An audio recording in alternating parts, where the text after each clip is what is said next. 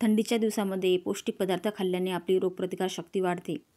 आणि हिवाळ्यामध्ये आपण अनेक प्रकारचे लाडू करतो. त्यातलाच एक आपण खारी खोबऱ्याचे लाडू बघणार आहोत. खूप असे टेस्टी आणि सोप्या पद्धतीने तुमच्यासोबत मी रेसिपी शेअर केलेली आहे. रेसिपी शेवटपर्यंत बघा. आणि अजूनही खूप साऱ्या लाडवाच्या रेसिपी मी शेअर केलेल्या आहे हिवाळ्यामध्ये खाण्यासाठी एकदम हेल्दी अशा रेसिपीज.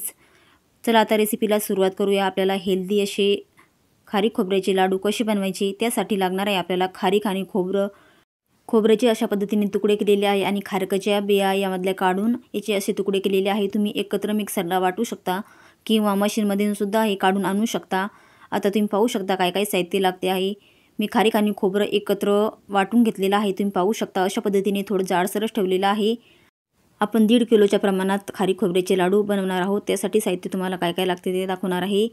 खारीक आणि खोबरं दोन्ही सेम घेतलं आहे 300 ग्रॅम आणि 200 ग्रॅम गूळ घेतलेला आहे. 200 ग्रॅम तूप घेतलेला आहे. 100 ग्रॅम काजू, 100 ग्रॅम बदाम आणि 100 ग्रॅम अक्रोड घेतलेले आहे. आणि गोडंबी गरम असते त्यामुळे फक्त 50 ग्रॅम घेतलेली आहे. आणि डिंक 150 ग्रॅम घेतलेला आहे. हे सर्व साहित्य आपल्याला लागणार आहे. आता इकडे कढई ठेवलेली आहे गरम करायला. त्यामध्ये आपण थोडंसं तूप टाकून घेऊया. थोडं थोडं करून आपल्याला संपूर्ण तूप या लाडवामध्ये वापरायचं आहे. आधी थोडंसं मी टाकून घेतलेलं. काजू, बदाम आणि अक्रोड आपण खमंग असे भाजून घेऊया. लो फ्लेमवर छान असे खमंग भाजायचे आहे आपल्याला. काजू, बदाम आणि अक्रोड खाल्ल्याने ऊर्जा निर्माण होते. शरीरात जर अशक्तपणा असेल तो सुद्धा कमी होतो. आणि जे मुलं मैदानी खेळ खेळतात त्यांच्यासाठी तर हे बेस्ट ऑप्शन आहे. तुम्ही अशा प्रकारे लाडू बनवून देऊ शकता किंवा ड्रायफ्रूटचे सुद्धा लाडू बनवून देऊ शकता तुम्ही. आणि बदाम आणि अक्रोडमुळे बुद्धीसुद्धा चांगली राहते. अजून थोडंसं मी यामध्ये तूप टाकणार आहे. आणि पुन्हा असं मिक्स करून घेऊ आपण. असं खमंग भाजूया. तुपामुळे लवकरसुद्धा भाजते आणि छानसुद्धा भाजते. आता हे भाजलेलं आहे. आता एका डिशमध्ये आपण हे काढून घेऊया. आणि त्याच कढईमध्ये आपण गोडंबीसुद्धा भाजून घेऊया. बिब्याची गोडंबी असते ही. यामध्ये थोडंसं तूप टाकलेलं आहे आणि छान असं मिक्स करूया. आणि गोडंबी जास्त गरम असते त्यामुळे हिवाळ्यामध्ये त्याचा जास्त उपयोग करतात. आता तुम्ही पाहू शकता छान अशी भाजली गेलेली आहे. ही सुद्धा आपण आता काढून घेऊया. आणि याच कढईमध्ये मी थोडंसं तूप टाकून घेत आहे. आपण जे घेतलेलं तूप ते संपूर्ण तूप आपल्याला थोडं थोडं करून या पदार्थामध्ये वापरायचं आहे लाडवामध्ये. आता डिंक आपल्याला फुलून घ्यायचा आहे. जेवढा आपण 150 ग्रॅम डिंक घेतलेला आहे तो तुपामध्ये छान असा फुलून घ्यायचा. म्हणजे लाडू एकदम आपले छान होतात. आणि डिंकामुळे कंबरदुखीचा त्राससुद्धा कमी होतो. आणि बाळंतपणामध्ये सुद्धा डिंक खाण्याचे खूप सारे फायदे आहेत. आपल्याला अशक्तपणा जो आलेला असतो त्या डिंकामुळे दूर होतो. आणि हाडंसुद्धा मजबूत होतात. तुम्ही पाहू शकता असं डिंक फुललेला आहे. अशाच पद्धतीने सर्व मी डिंक तळून घेणार आहे मंडळी. आणि तळल्यामुळे खूप छान याची चवसुद्धा येते आणि खाण्यासाठी सुद्धा छान लागतो. सर्व डिंक आपला तळून झालेला आहे. आणि अशा पद्धतीने मी सर्व डिंक तळून घेतलेला आहे. एका ताटामध्ये काढून घेतलेला आहे. आता त्याच आपल्याला कढईमध्ये तूप उरलेलं आहे. खारी खोबऱ्याची पावडर यामध्ये आपण भाजून घेऊया. सर्व पावडर यामध्ये टाकायची आहे. आणि लो फ्लेमवर छान असं याचा कच्चेपणा आपल्याला घालवायचा आहे. त्यामुळे आपल्या लाडवाला खूप छान अशी चव येते मंडळी. तुम्हीसुद्धा या पद्धतीने ट्राय करा. छान असे लाडू होतात. पूर्णपणे तूप यामध्ये आपण मिक्स करून घेऊया. आणि 3 ते 4 मिनिटे छान असं भाजून घेऊया. खूप साऱ्या पोषक घटकांनी समृद्ध अशी खारीक रोगप्रतिकारशक्तीसुद्धा वाढवते. आणि केसांच्या आणि त्वचेच्या आरोग्यासाठी सुद्धा उत्तम मानले जाते. आणि सुकं खोबरं आपण यामध्ये वापरलं ते रक्तातील लोहाचे प्रमाण वाढवते. आणि असंही दिवसभरात तुम्ही सुकं खोबरं थोडं थोडं जरी चावून खाल्लं तर रक्तातील हिमोग्लोबिनसुद्धा वाढतं. त्यामुळे सुकं खोबरं खाण्याचे सुद्धा खूप सारे असे फायदे आहेत.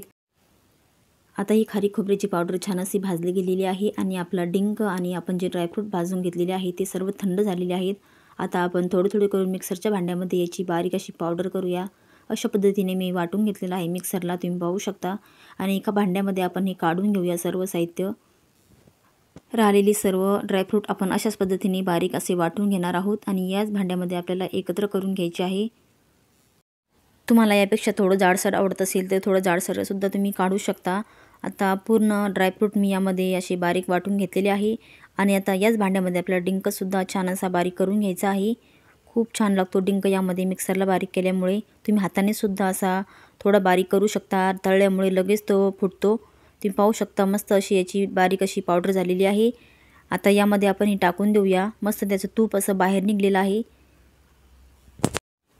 स्पेशल डिंकाच्या लाडूची रेसिपीसुद्धा चॅनलवरती आहे. अजूनही खूप साऱ्या पौष्टिक रेसिपी मी अपलोड केलेल्या आहेत. त्यासुद्धा बघितल्या नसेल तर बघा. आता पूर्ण डिंक बारीक केलेला आहे आपला यामध्ये टाकून दिलेला आहे. आणि आता आपण जी खारीक खोबऱ्याची पावडर भाजून घेतलेली आहे तीसुद्धा यामध्ये टाकायची आहे. आणि मिक्स करून घ्यायचं आहे संपूर्ण मिश्रण आपल्याला. आधी मी थोडीशी टाकलेली आहे आणि मिक्स करून घेऊया, म्हणजे आपल्याला मिक्स करायला सोपं पडतं. अजून जी राहिलेली आहे थोडी, तीसुद्धा यामध्ये आपल्याला मिक्स करायची आहे. हाताने मिक्स करायचं, त्यामुळे छान मिक्स होतं.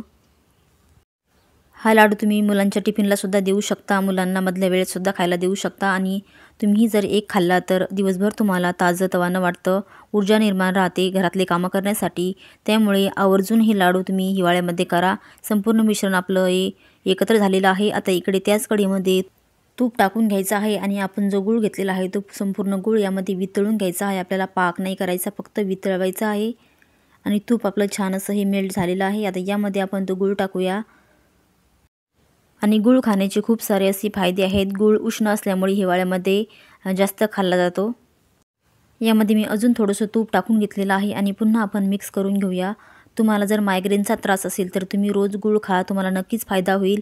आणि सर्दीमुळे तुमचा घसा बसला असेल तर तुम्ही गुळाचा खडा जर खाल्ला तर त्याने आवाज चांगला राहतो, आपला गळा मोकळा होतो. आणि तुम्ही पाहू शकता पूर्णपणे गूळ आपला असा मेल्ट झालेला आहे. अशा पद्धतीने यामध्ये एकसुद्धा गुठळी नाही आहे. आता गूळ आपला तयार झालेला आहे. आता हा गूळ आपण ज्या मिश्रण तयार केलेलं आहे त्या मिश्रणामध्ये टाकून द्यायचा आणि गरमागरमच टाकायचं आहे आपल्याला हे. आणि लगेच चमचाने मिक्स करा, कारण आपल्याला कोमट असतानाच लाडू असे वळून घ्यायचे आहे. सोपे पडतात वळायला. अशा पद्धतीने आता मिक्स करायचं आहे आपल्याला. आणि थोडंसं कोमट असताना आपण हाताने मिक्स करूया, म्हणजे छान असं मिक्स होतं आणि लाडू पटकन वळतात. पाहू शकता तुम्ही. आता हे मी चमच्याचं पूर्ण काढून घेतलेलं आहे आणि हाताने असं मिक्स करते. खूप गरम असताना करू नका, नाहीतर हात भाजतील. आता मी हाताने मिक्स करून घेते छान अशा पद्धतीने. आता हे मिश्रण पूर्णपणे आपलं मिक्स झालेलं आहे. तुम्ही पाहू शकता ओलं झालेलं आहे मिश्रण संपूर्ण आपलं एकत्र झाल्यामुळे. आणि लगेच आपण लाडू वळून घेऊया अशा पद्धतीने. तुपाची सुद्धा गरज नाही आहे. तुम्हाला जर कोरडं वाटलं तर थोडंसं तूप तुम्ही यामध्ये ॲड करू शकता. तुम्हाला हवी त्या आकारात तुम्ही लाडू वळून घ्या, छोटे किंवा मोठे. मस्त असा लाडू आपला वळून झालेला आहे. अजून तुम्हाला एक मी लाडू तयार करून दाखवते. असे एकदम पौष्टिक असे लाडू हिवाळ्यामध्ये तुम्ही आवर्जून करा, तुमच्या मुलांना खायला द्या आणि तुम्हीसुद्धा खा. अशा पद्धतीने आपले हे लाडू तयार करून झालेले आहे. आता एका डिशमध्ये आपण काढून घेऊया. हेल्दी आणि टेस्टी भन्नाट असे आपले लाडू. आणि तुम्ही चॅनलवर पहिल्यांदा आला असाल तर चॅनलला सबस्क्राईब करा. त्या शेजारचं बेल आयकॉन दाबून ऑलवर क्लिक करून ठेवा, म्हणजे मी जेव्हा व्हिडिओ टाकेल तेव्हा तुमच्यापर्यंत माझ्या रेसिपीचे अपडेट येईल. आणि मंडळी, तुम्हाला ही आजची रेसिपी कशी वाटली कमेंट करून सांगा. रेसिपी आवडली असेल तर एक लाईकसुद्धा करा. आजची रेसिपी शेवटपर्यंत पाहिल्याबद्दल तुमचे मनापासून खूप खूप धन्यवाद. भेटूया अशाच मस्त हेल्दी टेस्टी भन्नाट रेसिपीमध्ये. बाय बाय मंडळी.